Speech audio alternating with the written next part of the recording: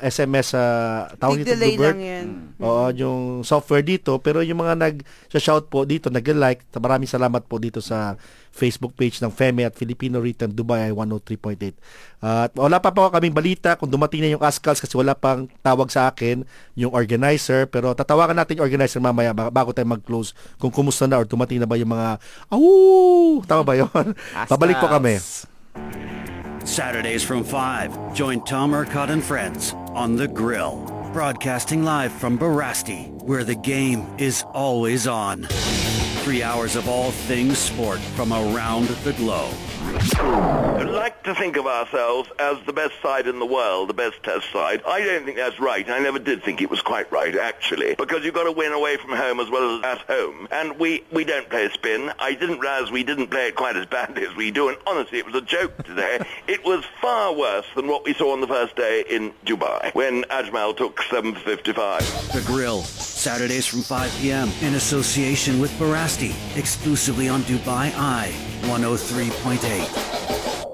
If love is a chemical reaction, chemistry has a good chance to make the world a more harmonious place. It finds secret formulas to unite rather than separate. It works so that experiment after experiment, plasters end up loving the water, cereals can survive pests, and even cars and city centers get along better. Chemistry ultimately creates good relationships between people and whatever they need in their lives. That's how we create chemistry. BASF, the chemical company. To learn more, simply Google BASF.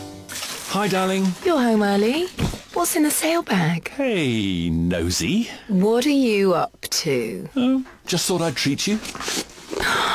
Like it? Love it. Couldn't decide between gold and platinum. Did I get it right? Platinum is definitely more me. But where did you get it from, sneaky? HSBC. The HSBC sale is now on until the 29th of February 2012. Treat yourself to a credit card and enjoy a free entertainer booklet worth 25,000 dirhams. There are also great offers on HSBC home, vehicle and personal loans. Visit www.hsbc.ae/sale. HSBC Bank Middle East Limited is regulated by the Jersey Financial Services Commission. Conditions apply.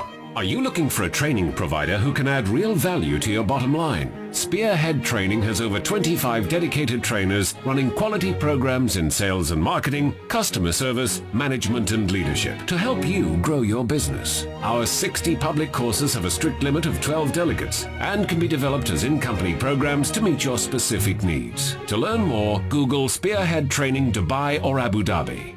Spearhead Training, improving your business performance. Filipino Rhythm, brought to you by Al Ansari Exchange. Post your transaction number on our Facebook page and win a 40-inch Sony Internet TV.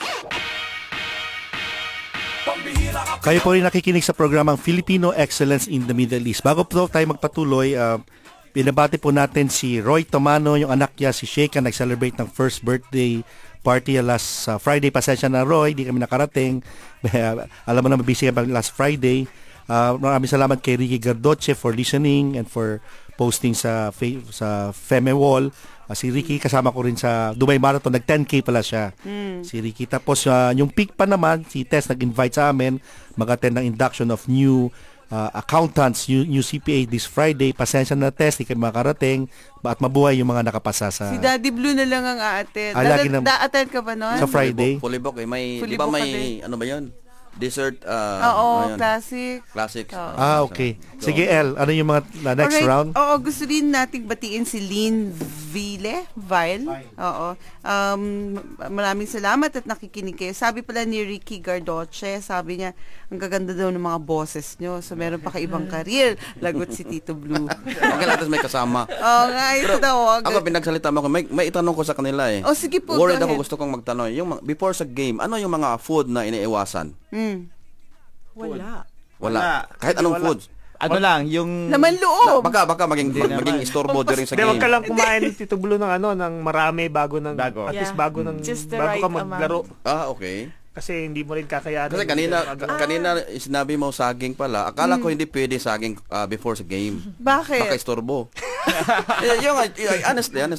Hindi, basta mga kumain ng saging tapos hindi mo itatapon sa ano. Kasi baka advisable pala. Advisable. Sa akin po, I'm avoiding fresh milk. Sa chan. Because well, yung first marathon namin ng kapatid ko, nakakatawa kami. Kasi syempre mag-start kaming sabay. Eventually, maghihiwalay din kami. Nag-cereal ako that day. Plus eggs. Yun, I overate. Kaya lang, we had to travel naman from Dubai to Ras Al Khaimah, so na lusaw na. Kaya lang yung milk, gas. It's nakakatakot, baka may makarinig or di ba, may makaamoy. Baka hindi ka umabot. Or yun. Wala pa namang toilet in the middle. Pero merong toilets, pero it's inconvenient, walang tubig. Yun para sa'yo. Pero saging okay. Pagkamote. Yun nga eh. Kamote rin. Before sa game. Nakakaya po. Sa akin okay lang. Okay lang. Yan. Kawawa yung sa likod mo. I've heard so much about kamote. It's a good alternative for rice. Yes. It's also a source of complex you carbs. get this feeling na busog ka, but you're not heavy. Totoo. But you're not heavy. Parang same with bread. Pag kung kahit gano'ng karami mong kain ng bread, ang feeling mo busog ka na, pero... But not the white bread. Yung brown bread. Kasi yung white bread, sugar din yan. So, dapat brown. Yes. Dapat ba may mga graining ano dyan? Wala naman. Maganda rin. Not in particular. Nagugutom ako agad sa pag-bread. Yun lang. Mabilis siyang ma-digest. Maya-maya gutom ka na. Nagugutom tuloy ako. Yung laman loob, di ba? Pagka panayang kain mo ng laman loob, di syempre. Hindi maganda ang mga buto-buto nyo. Sa joints. Oo. Sinabi na yan sa akin. Uric. Doctor, orthopedic doctor. Actually, sa Pinoy Football Club, marami ng mga patients niyan. Ganun. Hindi naman dahil sa edad nila. One factor is age. Ay, kumusta na pala yung na-injure natin na goalkeeper? He's okay now. Okay actually, na siya. on my way here, nagkasama kami sa train. Okay na siya. Okay na siya. Why don't you greet them? This is an opportunity. Maybe they're listening now. Yeah, of course. Sabi nila, they're gonna listen to this particular program. So, I'm greeting all the members of the Pinoy Football Club. Nabuhay kayo. And then, especially, our club now is headed by our new president, Sir Alex Grande. May trabaho siya ngayon, si Alex. Pero nakikinig siya ngayon kasi night duty siya. Okay, sabi pala ni Alex, who works with the ambulance yata si Alex. Sa lahat naman nakikinig, kung meron talagang emergency, talagang extreme emergency, wag po kayong matakot, tumawag sa 999. Yung ambulansya po, libre po yan, walang charges po yan. So, kung extreme emergency lang, wag naman yung masakit lang tiyan. Yung talaga kung super injured ka, pwede kayo tumawag sa 999 ambulance service. Libre po yan. Okay. Ikaw, meron ka ba gustong batiin? Oo, yung mga, yung family ko. In Kapampangan. I believe Lani is listening right now. Hi, Lani. Sige, batiin mo na. Lani, Jeannie, Rene. In Kapampangan. Kapampangan. At saka ding pangunakan ko, Jan, Micah, Leklek. Gising pa yung mga yan, ha? Alam mo na, bilang naalala ko about injury, kayong tatlo, yung in the course of your sports, na-injure na ba kayo? Ikaw, na-injure ka na ba? Several times, Tito Art. Yung tapilok. Parinyari kay Maki last time. Yun naman palagi ang injury ng basketball. Kala ko not caused by your wife, ha? No. Kasi lagi kang... Ba't kayo kalala, ha? Okay. So, tatawa si Day. Okay. Pero anong immediate yun? Dapat balagyan agad ng paano pala yun? Ng ice. Pag mong applyan ng pressure, pero applyan mo siya ng ice para medyo so cold compress pala? Yes. Okay. Para hindi siya mag-swollen. Anti-inflammation. Pero yung kamay mo never na-injure, yung elbow mo or your shoulder? Yung mga wrist. fingers, yung mga daliri. Ganun. Tama.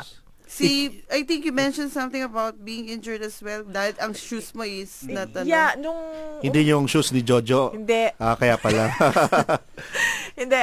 Jo, size 11, Salamat, Jojo, sa binigay mo sa akin na Adidas F10. Kulay pula. Pula lang.